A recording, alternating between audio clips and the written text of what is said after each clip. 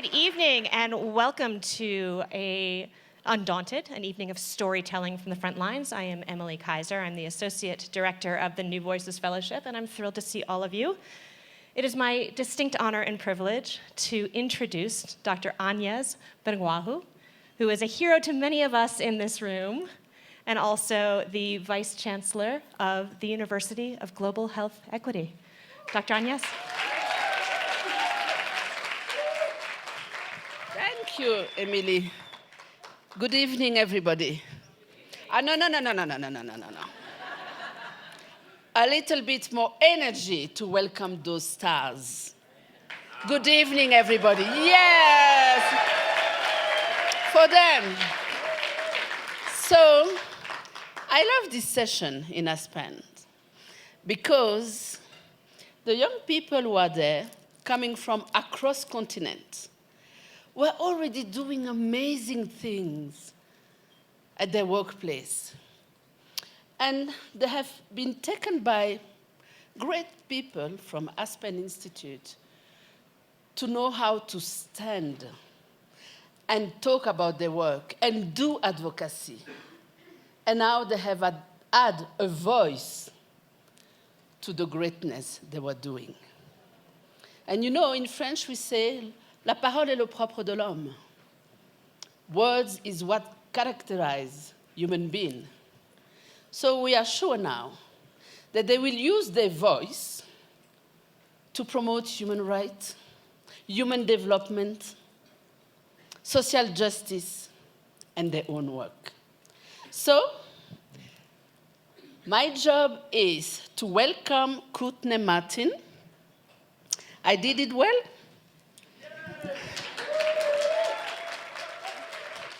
Who will introduce you the young stars. Thank you so much. All right. Hello. So my name is Courtney Martin. I'm a journalist by training. I'm obsessed with two things, storytelling and solutions. So you can imagine that working with this group of humans is the most dreamy job one can imagine because they are both gorgeous natural storytellers and chock full of undiscovered and semi-discovered solutions. I want you to know a little bit about the fellowship because I know there's some folks in the room. How many of you have been to this event previous years? All right, that's awesome. How many of you, this is your first time? Okay, so let me ground you in who these people are. You just got a little taste of it. But it was established, the new Aspen New Voices Fellowship Program was established in 2013 with this idea that expert voices from the developing world were too often missing from discussions of global health. So we all see, the usual suspects in the New York Times who are pontificating about what needs to happen in global health and development. Many of them have not set foot in so many of the countries that they're talking about in recent months or years or ever. Whereas these folks are on the ground actually architecting the solutions, have all of this insight into what's actually working versus what has been written about academically or in one of these mainstream papers. So to date, there have been 114 fellows, which is just incredible. Over 7 years, 24 of which are here with us in Aspen. Not just this new class, but there are a lot of people from the previous classes around. They collectively hail from 39 countries, from, as you heard, Africa, Asia, and the Caribbean. And notably, there has been an equal male to female ratio of fellows over these years, which, woo-hoo. Altogether, the fellows have logged a staggering 9,000 plus media appearances. That includes the New York Times, NPR, CNN, Al Jazeera, the TED stage, Moth's main stage, everywhere that you can think of that people are being influenced to think about the future of global health and development. These folks have been gracing those stages and writing for those pages. If you know an amazing person that you think should be nominated, do it. 2020 applications will be opening soon, and you just go to aspennewvoices.org to do so. So let's get into this. You're in for such a treat tonight of fast-paced storytelling from all over the world. You will leave not just smarter, but moved in ways you never could have predicted. One of the paradoxes that I've noticed as I've listened to these stories that sort of threads through all of it is how highly unique so many of these cultural contexts are, and yet how universal the themes. So the themes are things like the way we resist or accept the legacies of our parents or grandparents, how we heal from trauma, how we find our calling. You will realize how totally narrow your worldview is, and also how much you already know about the humanity of the folks on this stage, because it is also the texture of yours. You ready, folks? All right. Thank you. To launch us on our exploration of that shared humanity, it's on, don't worry about it, it's on. We have Edna Masiowa, the Executive Director of Women's Action Group, which promotes sexual and reproductive health and rights in Zimbabwe. Now, I want you to know, I've also asked them all to tell me something like strange or weird or the thing that wouldn't be on their bio necessarily. So the thing that Edna most wanted you to know is that she's the proud grandmother of 4. So please, come on up.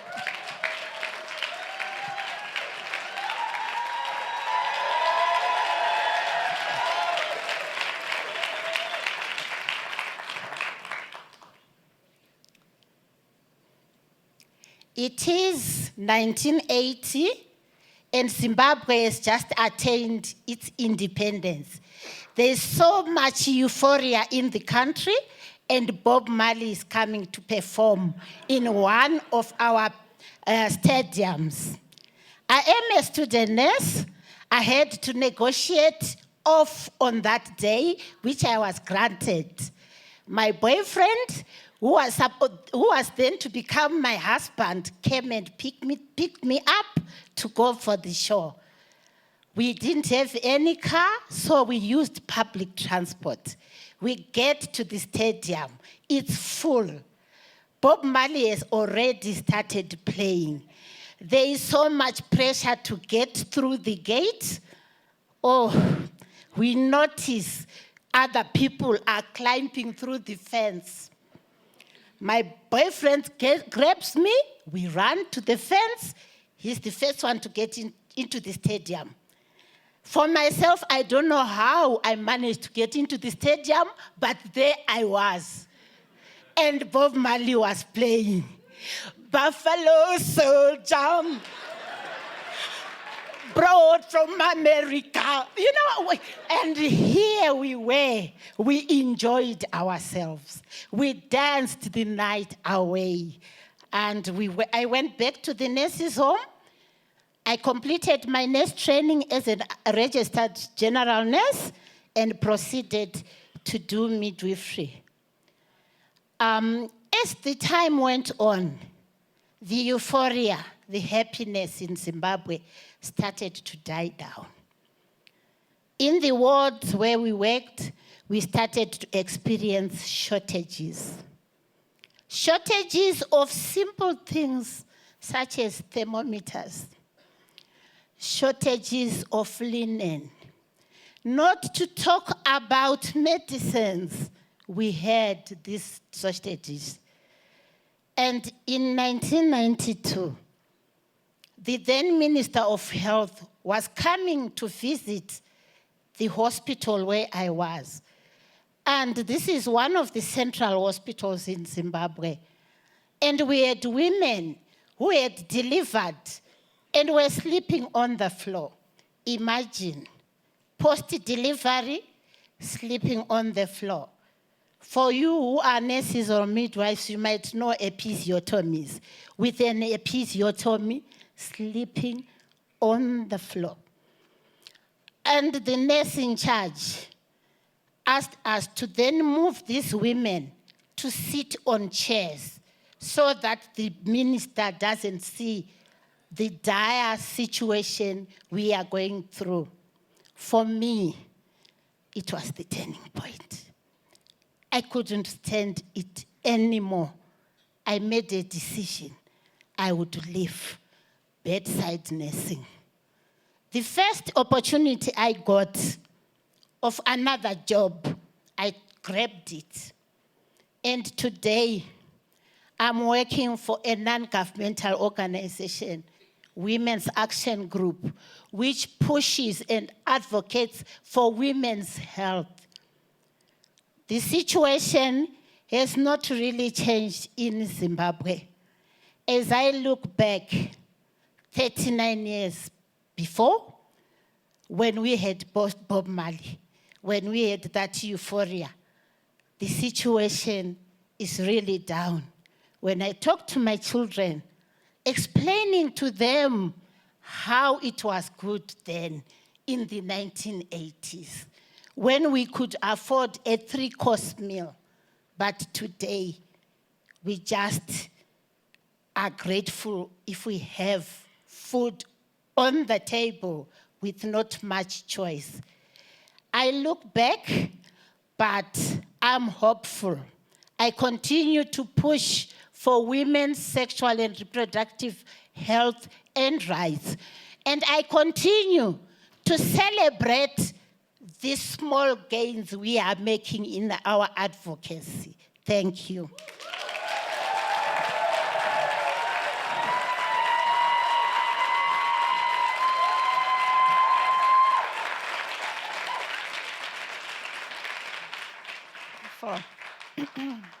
Thank you, Edna. Remind me to wear sneakers like that when I am Edna's age, because she is so badass.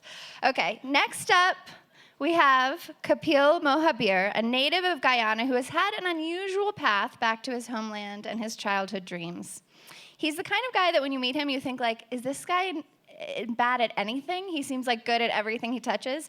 So I'm happy to report that despite 2 years of guitar lessons, he still can't play worth a damn. Please welcome Kapil to the stage.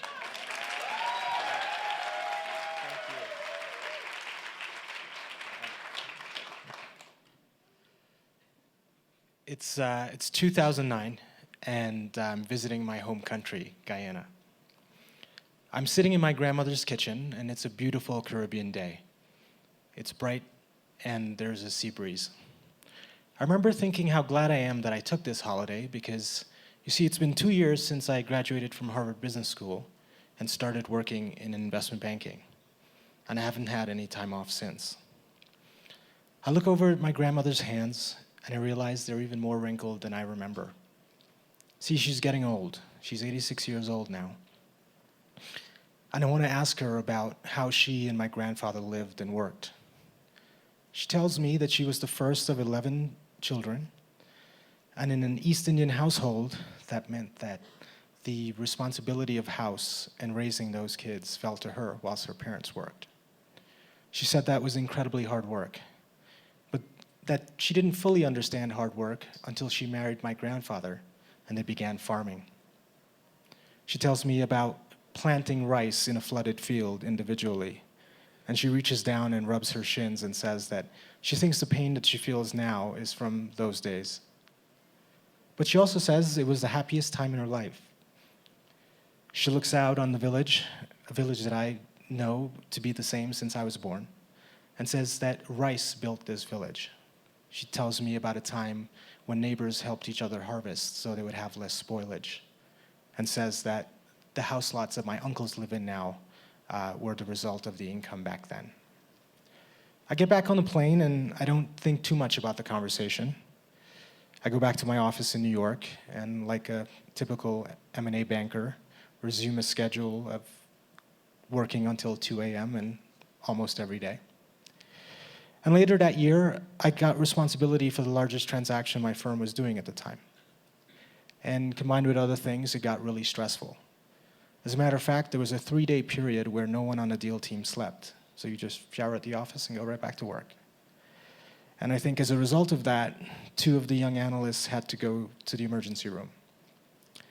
So I visited them, and the doctor looks at me and he says, "You have what they have," which is stress hives, and I usually see this in conflict zones. So you should stop whatever you're doing, take a break. To which I responded, "Give me the medication so I can go back to work." And after a little while, I convince him. I go back to work, and 6 weeks later, the deal closes, and everybody celebrates. And I pick up the phone, and I call the best Japanese restaurant in New York and get a reservation for that Friday night for me and my wife.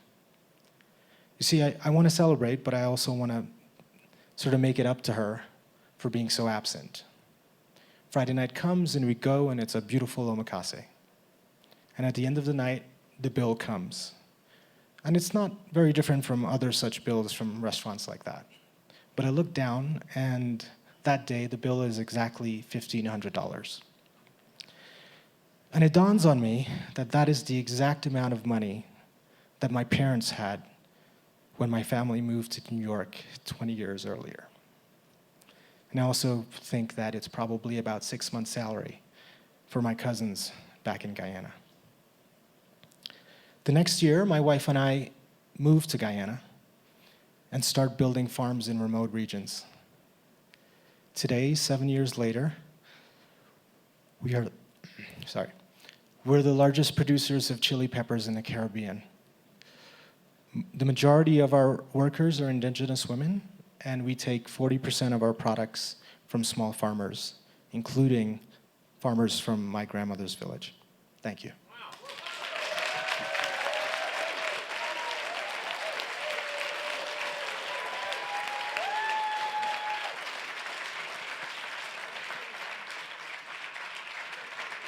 Can you tell I told them they have to stand for their applause? So he's like, please don't make me do it.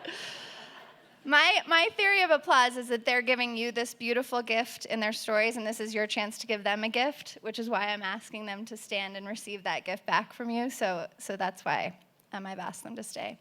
Thank you, Kapil. That was beautiful. Next up, we have Brenda Moore, who is not only responsible for starting the very first libraries in Liberia, which had none, and I'm the biggest library fan in the world, so you could not do anything cooler in my book. But she's also become a crusader for empowering and protecting children, as she will explain. Her fun fact is that she is a passionate gardener. Please welcome Brenda to the stage.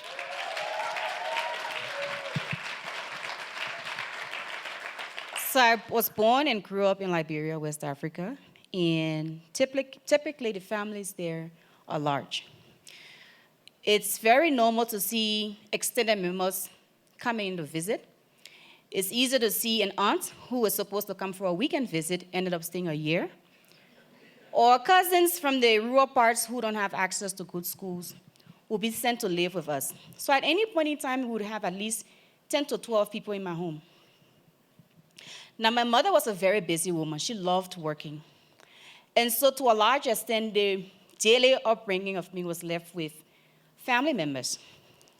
And I used to admire her so much, dressing in the morning for work, putting on her makeup, and I would practice walking in her shoes.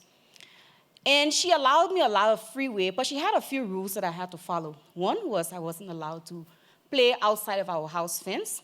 And the second was that I was not allowed to climb the plum tree. Now, I love playing soccer outside with the boys, and I love climbing plum trees.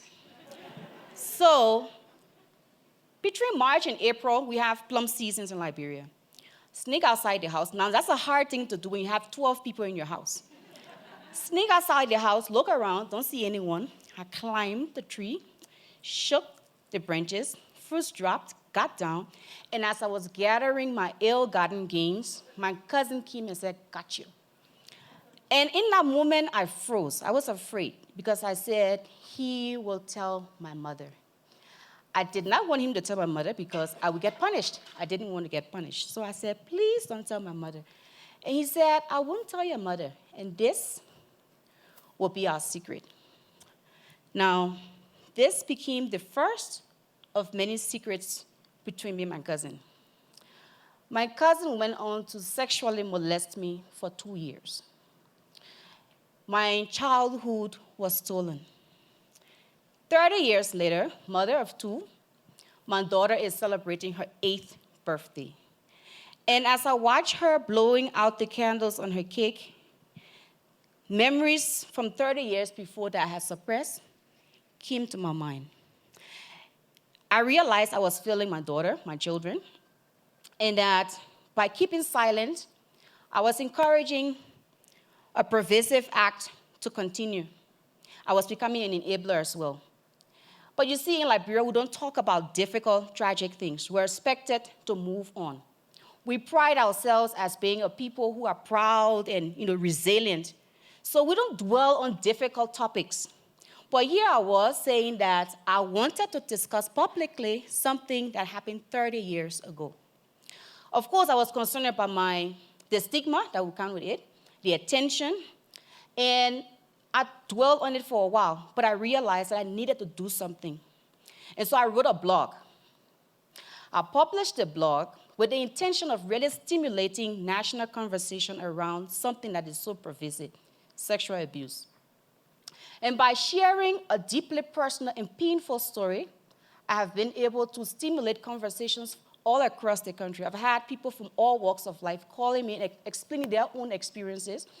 We went on to producing a short film that we show across schools in the country as a way of starting conversations on something that's very difficult. It's not an easy thing to discuss with your children or teachers about sexual abuse. So besides opening libraries in rural parts of the country, we've also incorporated discussions around how parents and caregivers can have safeguarding policies in place to protect their children. Now, I decided, as difficult as it is, I was not going to be silent. I was going to talk about it, because perpetrators should never be protected in silence. Thank you.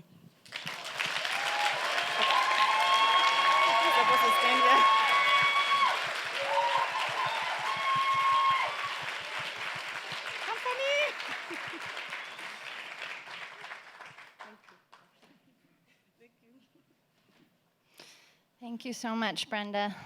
My dear friend Mia is in the audience, and she reminds me that we are bodies, not just brains. So let's all just take a breath about that courage. Just take a minute. Thank you, Brenda. There's so many people in this room who are freed up and made stronger by your bravery and your truth. Next up, we have Walter Ching. Walter's a surgeon and public health economist who currently works with the CDC's Center for Global Health. He and I have something in common he didn't even know we have in common, which is that neither of us can cook. His wife says the only thing he can do at the stove is boil water. Please welcome my fellow bad cook, Walter, to the stage.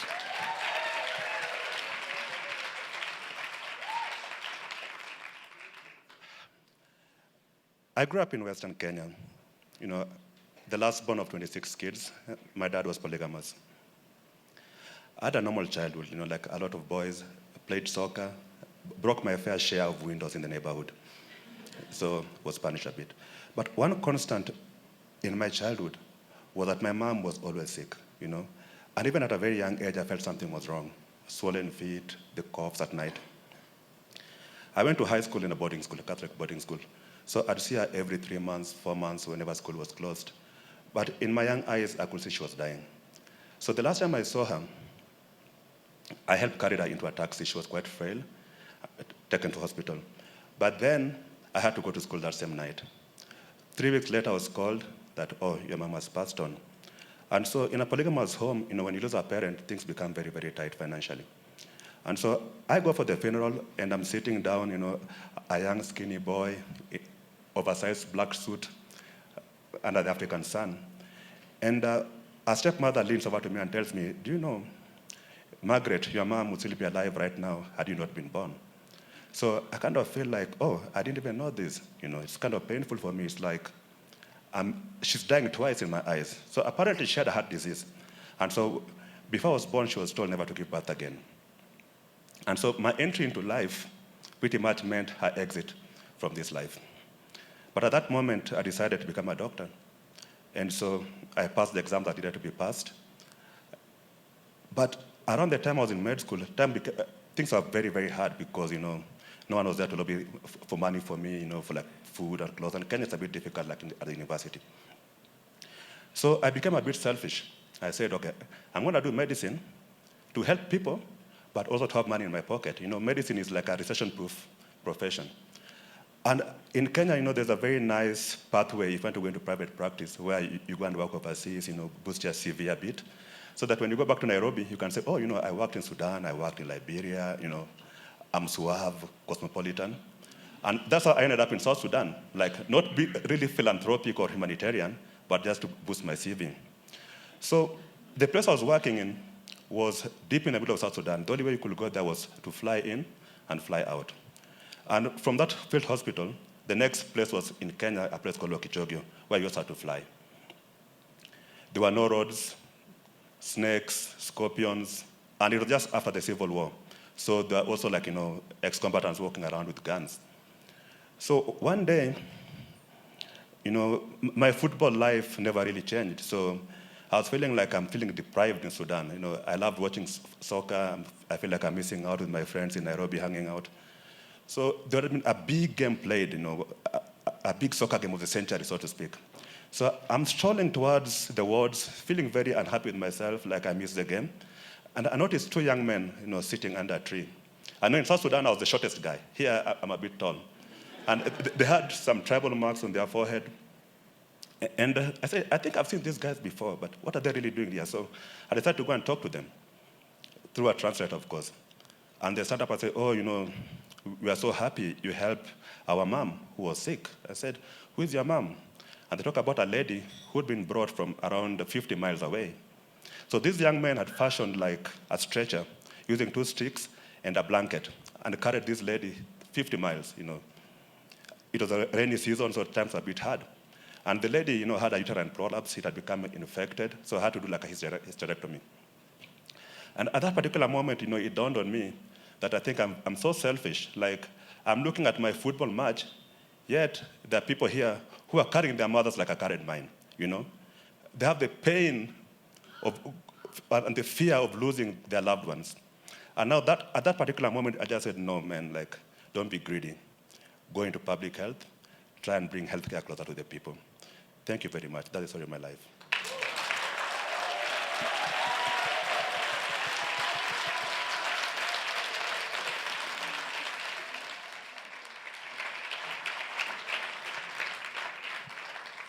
Thank you, Walter. That was beautiful.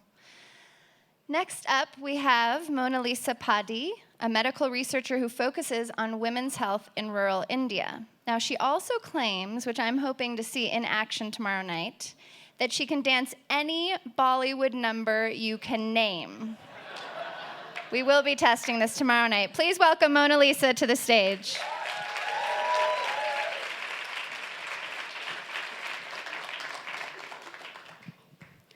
After completing PhD in a research-based subject around nutrition, I decided that I'm not going to pursue a postdoctoral fellowship, which is the usual norm. I was looking forward to do something more meaningful, where I could work directly with people and see the impact of the work in their lives.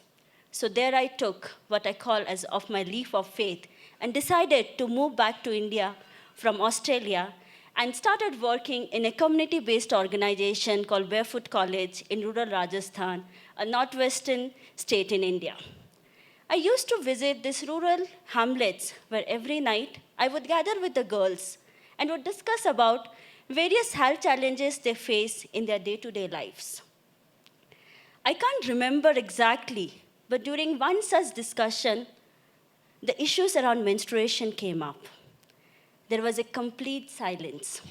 Even I felt uncomfortable for one moment. Then I asked the girls, and all I could hear was giggles, or the girls were moving backwards so that they don't have to share anything. I pushed the girls, and they started opening up and shared various struggles they have to go through after they start menstruating. Everyone left after the session, but just one girl. She was right at the back end of the room. I asked her to come up to me. She had tears in her eyes, and she told me, I couldn't share this before everyone, but I lock myself for 5 days while I'm menstruating. I asked her why. She told, because I'm impure. I feel ashamed of myself. The very moment my first pre-end experience came rushing back to my mind. I had just started menstruating, and I was just given a sanitary pad, and I was told, from now on, you cannot enter kitchen, you cannot be part of any festival, or you cannot enter temples while you are menstruating. I remember I was going to the school, and my mom told me that also you cannot talk to the boys. I was like, how do I stop the boys to talk to me? I was so confused. So I decided that I would talk about this to a very close friend. She told me, I know what's happening to you. You have a seed of a baby in your stomach. The 11-year-old me didn't know how you get pregnant. So I thought that I was pregnant. I thought I had a baby, and I started worrying, oh my God, My belly would swell up. I had to go to the doctor. What would I do with this baby? And I lived with that trauma for 4 long years after I got to know how you get pregnant from my biology book. 20 years later, I'm back in this community and listening to the girls sharing some of the harshest realities and the discrimination they face. And I was thinking, nothing has changed. Nothing has changed in these 20 years. And even they are facing some of the harshest discrimination, which just makes me really, really sad. I decided to call a friend, but she was reluctant to talk about this because menstruation is a taboo not only in rural India, but also in urban India. That day I decided this has to stop. The girls don't deserve this. Along with a very supportive colleague of mine called Anudi, we started talking to the girls in these communities about menstrual and reproductive health. We designed this very simplistic tool, like a menstrual reproductive puzzle, where the girls would play with the puzzle and learn about their reproductive organ. We will come up with these funny stories where we will tell them that the hormones are released from your brain, and the ovaries and the eggs in the ovaries would fight to get the hormones and to get matured that very month. We will tell them that the blood which comes out, it's not dirty. It actually nourishes the embryo. We started talking with the girls, but then the mother were thinking in the villages, where are the girls going every week? So they started coming in. And now the grandmother was also feeling left out, so the grandmothers would come in. So you would see the women of the family all would start talking about menstrual health and reproductive health. And for the first time, I found meaning to the work which I was doing. 6 months later, I went to this village where Juhi was there, the girl who told me that she locks herself for 5 days. She came running to me with the brightest smile on her face and hugged me here and told me, Didi, which means sister in Hindi, I no longer shut myself. I go to school. I even talk about menstruation to my family members, to my communities, to my friends. That very day, I also met Lena. Lena told me that she finally mustered the courage to tell her mother-in-law that she goes through painful prayers, and the mother-in-law took her to the hospital. That very day, I came back to my room and I was crying, but I was crying with joy and telling myself, things are finally changing. Things are finally changing in the remote villages where you would least expect the things to change. And girls like Juhi and Leena and her mother-in-law are for the first time breaking the intergenerational cycle of stigma around menstruation. It has been 3 years now, and we have reached around 5,000 girls all around India. And in every villages, the girls are finally talking about their bodies, their rights, and reclaiming their reproductive health rights.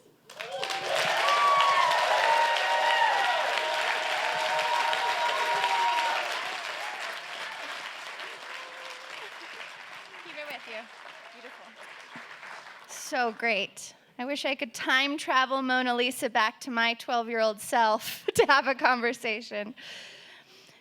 Next up, we have Tabitha Masai, also known as Tabs, who describes herself as an Obama baby. Her dad is American, her mother is Kenyan Maasai. She is also a human rights lawyer in Kenya who litigates on behalf of marginalized women. Please welcome Tabs to the stage.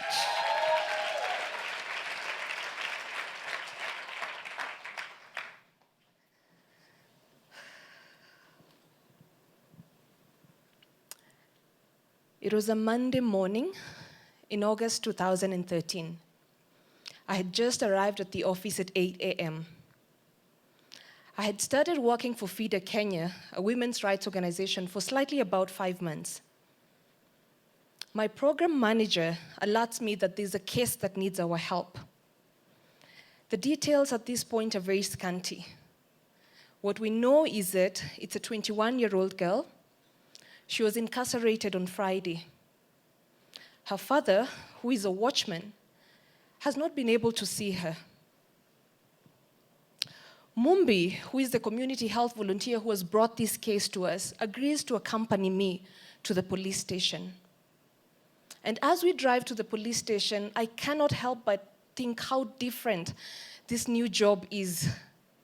I was a corporate lawyer, working with millionaires and billionaires and property developers and, shopping malls and email correspondence was the order of day. And as we get into the police station, I introduce myself.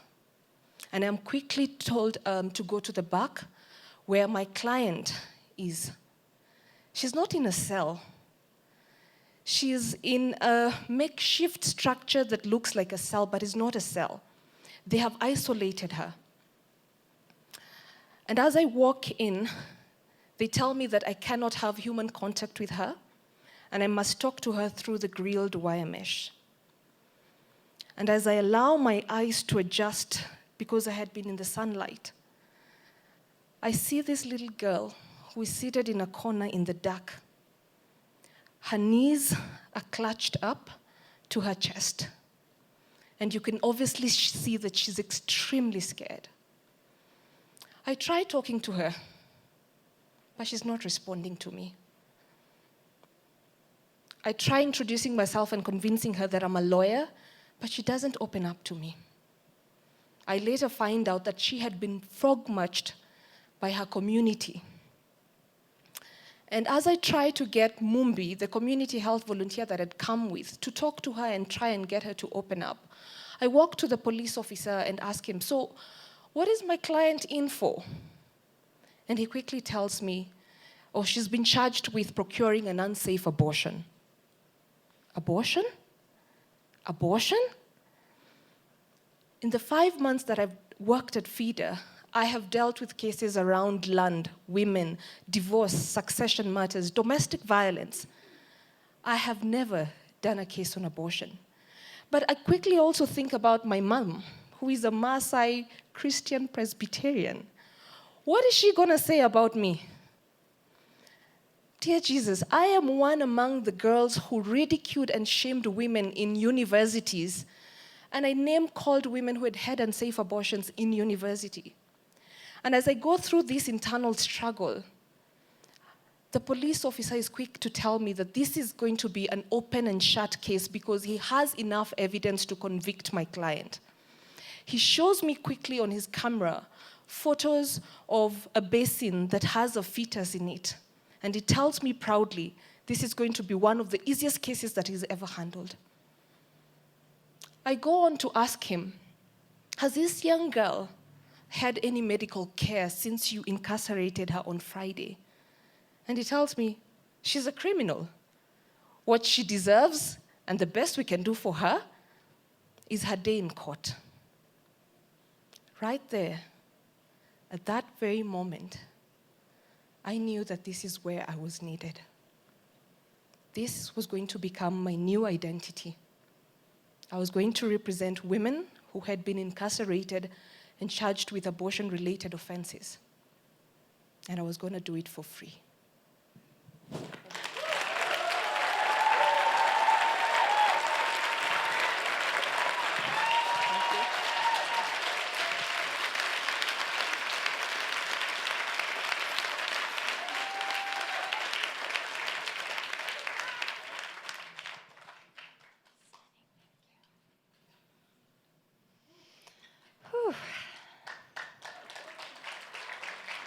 Thank you, Tabs. Another breath. Okay, we're about halfway through, folks. Are you feeling blessed by these stories? Aren't they amazing? Thank you all so much. Okay, next up, we have Adeyemi Adeyemi, a medical doctor who currently serves as a senior officer with the Nigerian Health Ministry. In addition to having the most gorgeous fashion sense imaginable, she was the champion runner in the 100-meter dash at university. Welcome to the stage, Adeyemi.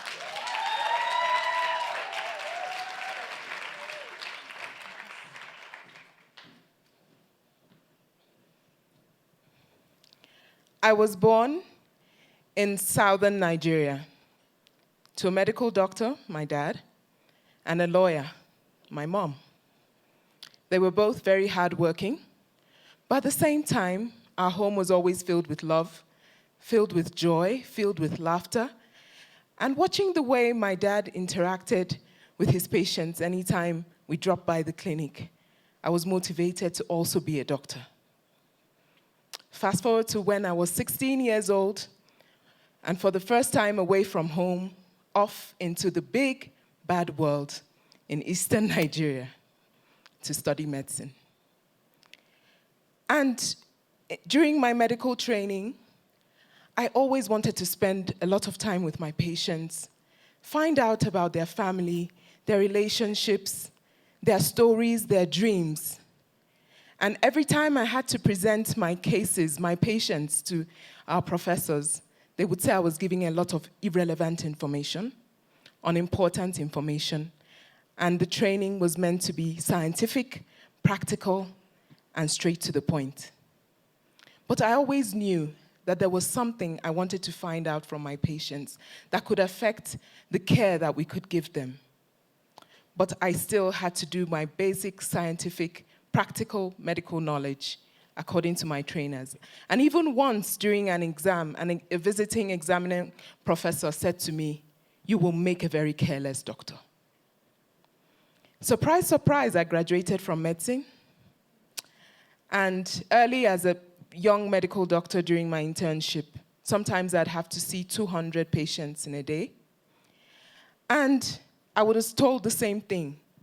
Don't waste time talking to your patients. Get the basic information. See them quickly, see them swiftly and efficiently.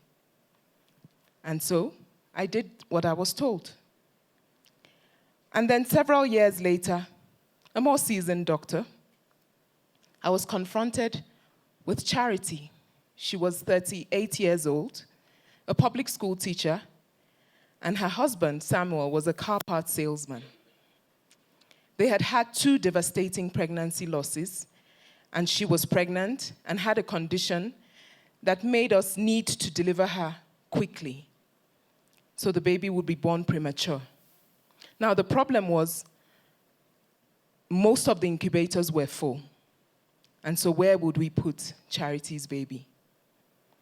There was a unit that had some free incubators, but the unit had been closed off for remodeling. I looked at Charity's eyes. There were tears. I could see her fear. I could feel her fear, because she was just wondering, for the 3rd time again, she would be going home from the hospital without a baby to show her family, and probably wondering what story would she tell them yet again. Samuel just looked helpless and just said, "Please, doctor, do whatever you can." And as I looked at them, I could see my parents, because the truth is, back in 1979, my parents too had had 2 devastating pregnancy losses before me. And I too had to be born premature. And then at the age of 25, as a new mother with a 6-month-old, I was diagnosed with blood cancer.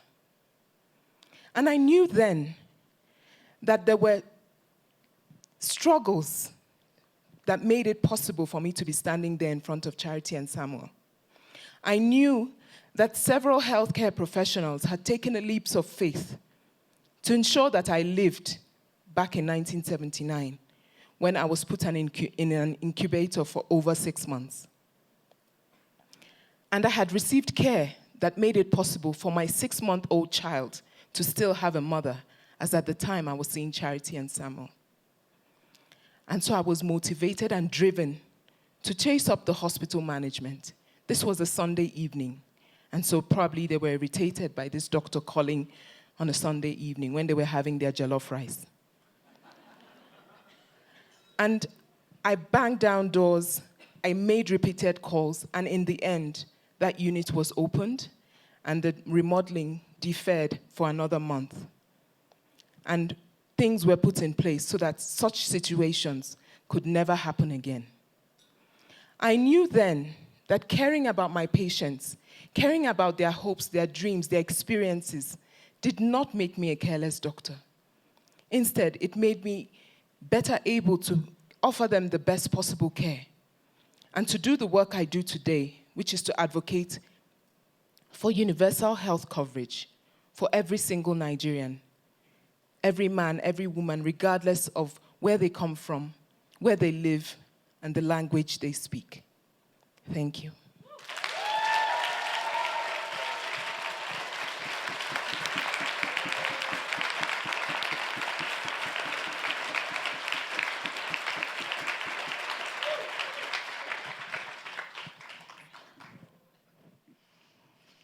Thank you so much, Adeza. So next up, we have Malik Sisodia, who says he loves to read about philosophy and spirituality and take long road trips. So he's a nerd after my own heart. He is also the executive director of Tarun Bharat Sangh, a water-focused NGO in India, and he's a little bit nervous, so please give him the warmest possible welcome you can muster. Come on up, Malik.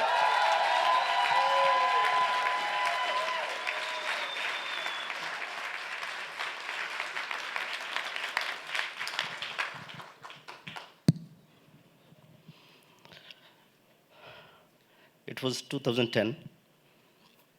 I was doing my one of fat salary corporate job, weekends parties, a home in Delhi, chauffeur-driven car. What else you can dream of at the age of 25? Everything I had. One day, my father visited me. My father, he devoted his whole life for the community upliftment. He's one of the most devoted social activists in India. He visited me and said, and I touched his feet. It's a culture in India to touch feet of your elder to show them reverence. And, hi, how are you? I said, I'm fine. It's okay. How's life going on? Brilliant. How's job? It's good. Are you happy? Yeah, it's good. He again asked, are you happy? Yeah, it's good, and maybe I get promotion this year. So everything is going fine. And he shouted on me, Malik, why are you consuming yourself in this corporate world? You have this education, go outside and do something good for the society. Don't waste yourself in making money. Okay. But I'm good here. I'm enjoying. And he was angry. Actually, he left the room and he went. I said, you know, you are hero of my life. Every moment which I live, I want to be like you. Every moment I try to be that, I just want to be like you. But do you ever ask me that why I don't want to do what you are doing? Have you ever asked? When I needed money for my studies, you didn't have. When I needed you, you were not there. When your family needed you, you were not there. That's what I don't want to do with my family. I'm happy here. I'm not going anywhere. But he was not in the room to listen to this. He already left.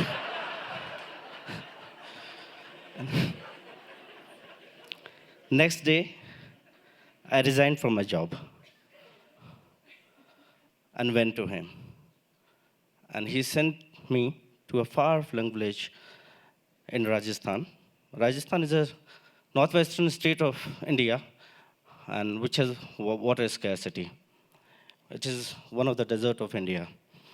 And while I was approaching to the village, it's around 200-kilometer drive, and I could see on the way I could feel that warmth and the temperature of 50 degrees Celsius. Those naked mountains, those fields which were barren from decades, those carcasses of the dead animals all over, those women and with little girl, they were traveling. They were traveling for fetching a bucket of water, barefooted, under the sun of 50 degrees Celsius on the churning rocks. But I didn't know that what to do with this. The villages, there were no youths there. All have migrated in the search of job to the cities. Who were? The woman, the young child, and the old man. Those were the ghost villages. And I was clueless. I'm not a water engineer. I didn't study rural development. What to do this? Why I'm here? But then I recalled my father's voice. He said, Malik, you are not there to teach them. Those are the communities who are surviving on this earth before me and before you. They have their own tradition, they have their own knowledge, they have their own wisdom. What they don't have by any chance are the resources.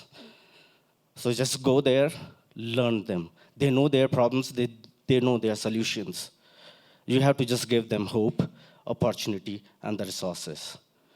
Just go and sit with them and talk to them. I spent my 2 years. I slept with them. I talked with them. I ate with them.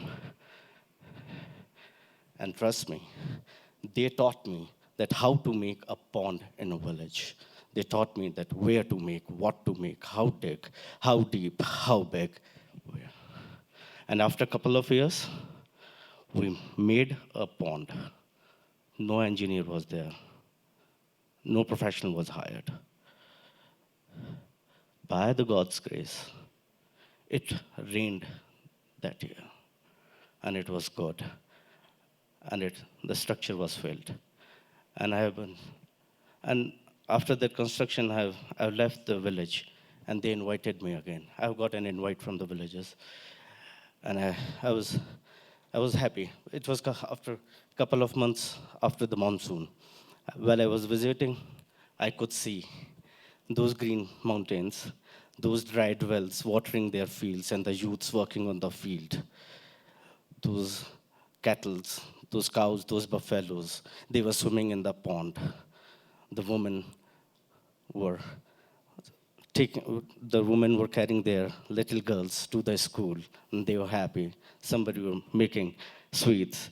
And then I saw an old man of 80-year-old with a stick in his hand, limping and coming to me.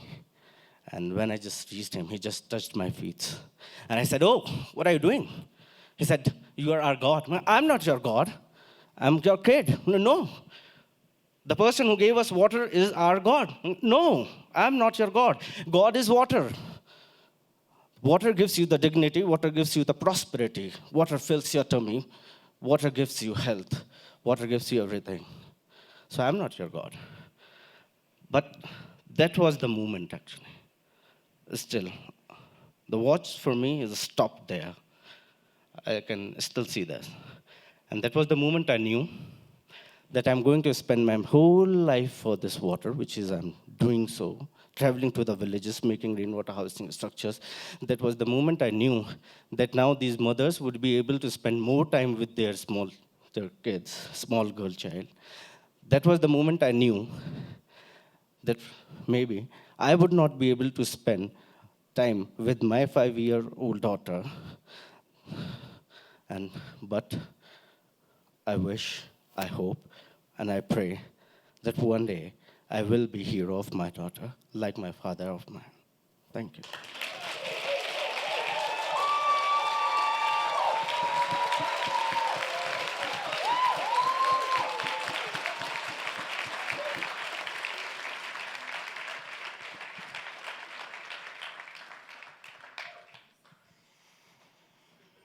That was stunning, Malik. Thank you so much. Haven't we all had that conversation with the person who was not in the room, right?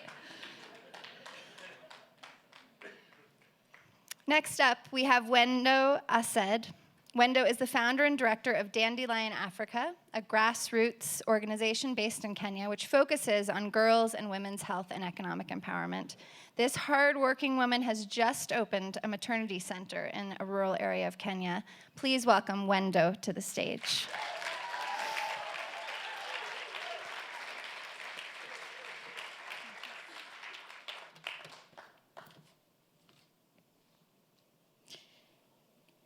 I had just come from my village school.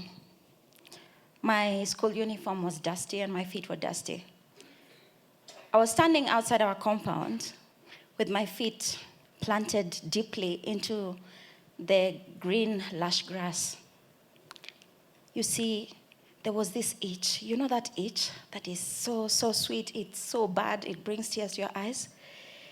That's the itch I had on my feet. You see, there was this parasite that was attacking my feet.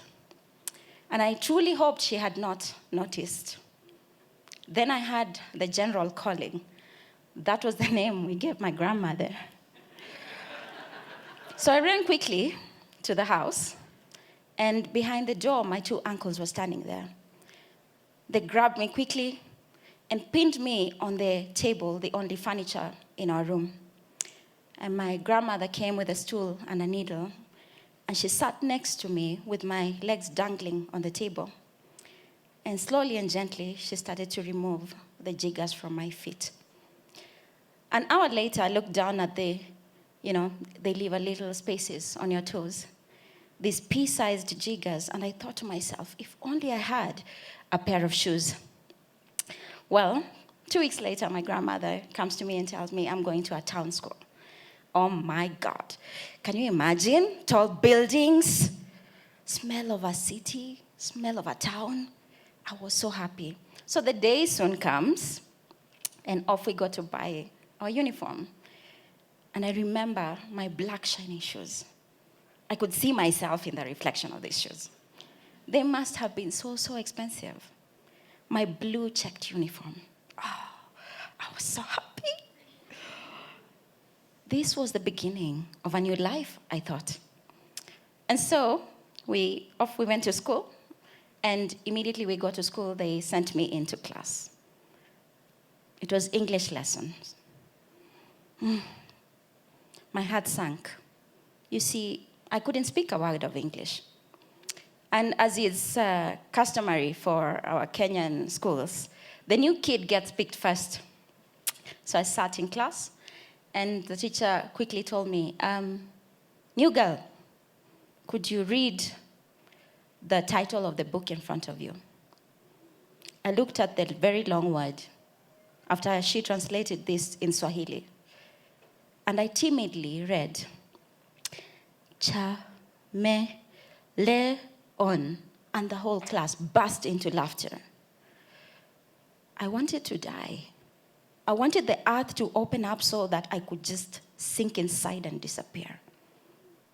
And so, thankfully, that class came to an end.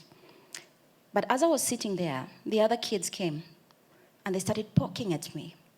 And they started bullying me, and they started laughing at me, and they started calling me the village chameleon. You see, it is not what they said. It is how they said it, with pity, as if to imply I was poor. Did they know where I came from? I thought to myself. I had my tears burning at the back of my eye and this mango in my throat. And I was thinking to myself, don't they understand the wealth I come from? The lush green grass on my feet. As opposed to this concrete, the silence, the smell of green grass, the smell of cows, the wealth of community. Why would they call and think I'm poor? I thought to myself that they think because I come from a village, and yes, I could be a village chameleon. But I decided that day that I would be the best English speaker in that school. Now, 22 years later, I moved back to the village with an itch. Thankfully, not from jiggers. I had an itch to change the narrative around girls from rural areas. Today, I run an organization that creates opportunities for rural girls with the engagement of boys and men to end female genital mutilation in our communities. And most importantly, to be able to provide reproductive health services to women living in hard-to-reach communities so that they too can thrive and come out of poverty. Thank you.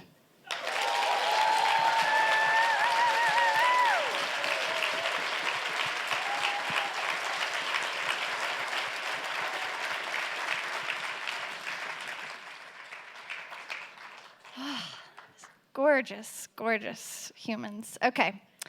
Our final speaker of the night is an extraordinary woman, a once professional ballerina, now OBGYN, who you may have heard kill it in the opening session if you were there.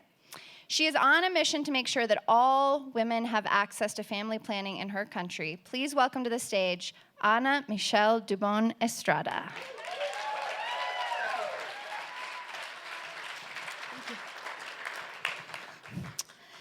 So, I always wanted to be a doctor. Ever since I remember, I was a little curly girl, and I didn't knew how to talk, and I said, "Quiero ser doctora." That means I want to be a doctor. It was my dream. So one day, I was playing with my dad, who is a surgeon, and I asked him, "Dad, what is the most important part of the body? Because I want to work with that specific part of the body." So he told me, "Everything is important." No. I want to know what's the most important part of the body. I want it to be meaningful. So he told me, "Well, no, Dad, tell me. I want to know what's the part of the body that if you don't have it, you die." So he told me, "Well, the heart." That day, I decided I wanted to be a surgeon of the heart. That day, I decided I wanted to be a doctor that saves the heart. So I went to medical school then. I love it. I was a nerd, and I really loved to study. And when I was doing my practice in OB, I had this magical Disney moment. It was maybe 3 in the morning when I was delivering babies. So I delivered the first one, the second one, the third one. I delivered, I think, 5 babies in 10 minutes or so.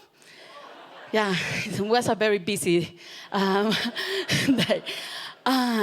There was an old radio playing very old, beautiful music. And I was just like, this is what I want. The heart is not the more important part of the body. I want to work with another muscle, the uterus. So that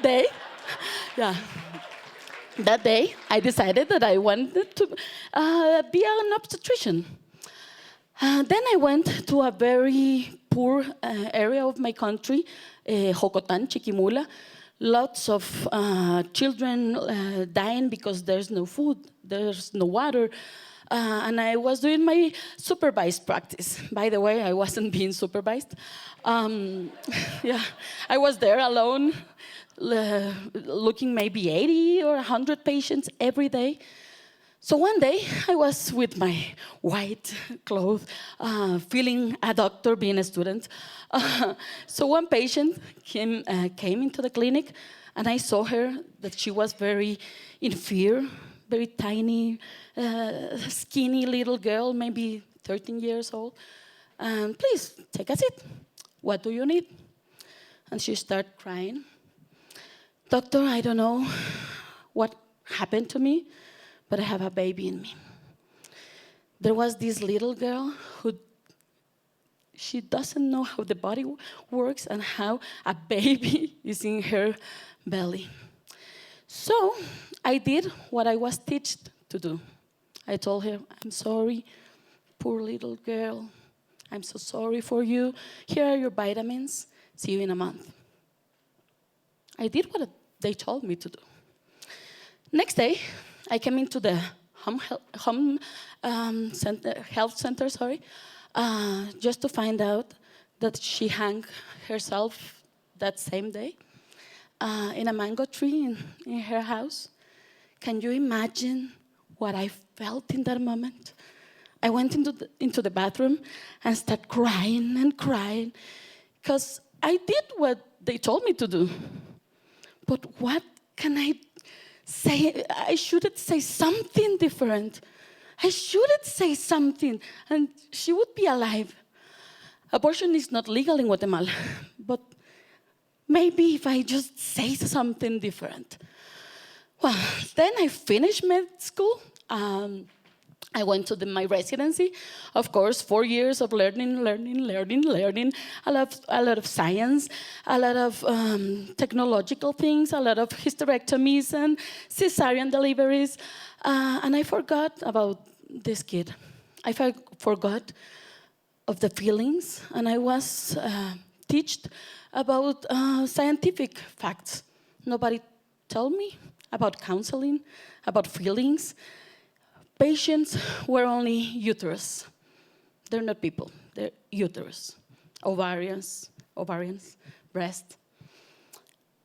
Until when I finished my residency, bam! My big thing. I got pregnant. I was single. Maybe you think, oh, that's not a big deal. Yeah, it was a big deal. Because everybody in my family is a Christian. I was the first pregnant person in my family not being with somebody. I was absolutely alone. I was so desperate. I told my mom I was pregnant when I was 5 months pregnant because I couldn't find the words. In that moment, I understood the desperation. I understood the pain. I understood that little girl 6 years ago who hung herself. I understood every woman that kills herself because she doesn't want to be pregnant. I understand the pain. And I love my kid. Now she's 9. She's such a beautiful, beautiful, lovely kid. I love her with all my heart. But in that moment, you have no idea what that hurts. So I understand that that little child that wanted a meaningful life, now she was finding a purpose. Because I don't want any more women dying because they hang themselves, because they don't want to be pregnant. I think every woman should have the kids that want to have, or not have any kids if they don't want. I understood that a person is more than a brain or a heart or a uterus. The more important part of a person is the soul.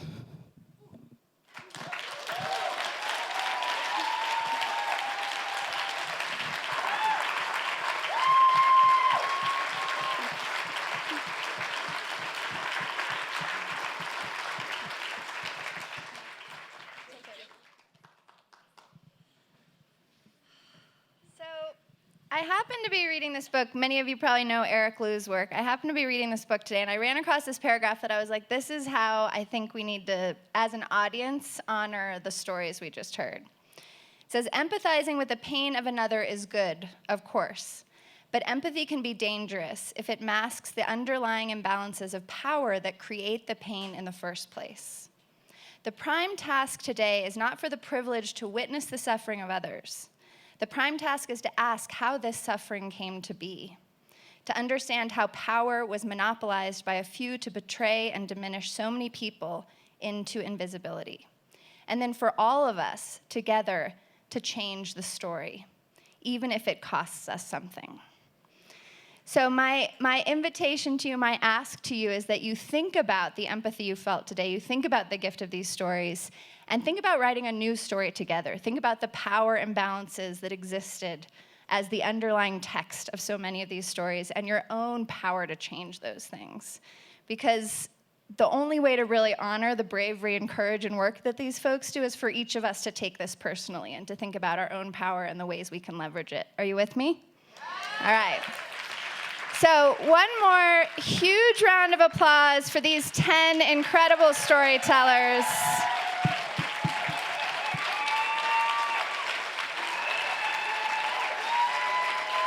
Come on up. Come on up, everybody. Keep that applause going. They're coming on up. Woo, woo, woo, woo.